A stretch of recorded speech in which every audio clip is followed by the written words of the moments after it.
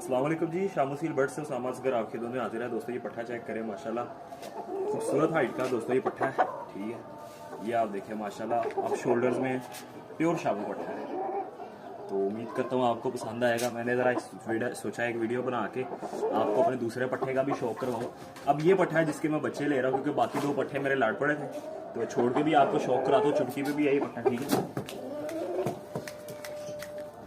लोग कहते हैं जी शामू चुटकी पे नहीं आता। शामू जो है देसी होते हैं, रोगनी नहीं पकड़ते। ये देख लो जी, रोगनी भी पकड़ा। ठीक है, ये रोगनी भी पकड़ते हैं, सारा कुछ करते हैं। तो ये शामू होते हैं जी। अगर कोई शामू का शौक करना चाहता है तो ये देखिए माशाल्लाह पट्ठा है।